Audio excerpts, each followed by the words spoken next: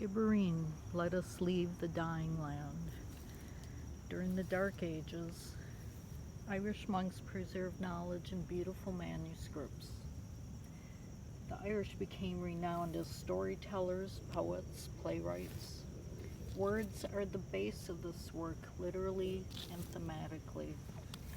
Many Ulster or Orange Irish immigrated to America in the 1700s.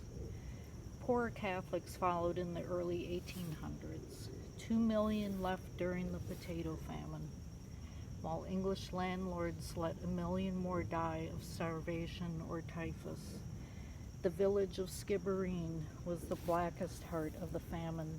Half of each following generation left Ireland until the 1920s. They sailed the stormy Atlantic, their stories in tatters. It was too painful to pass on to their children. They left the old landscapes empty of people. They came to a new world, particularly New York City.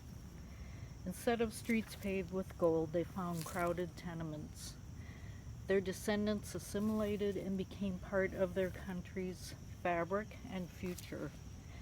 Look down on the city streets, and you may see yourself in the reflection, a part of their continuing story.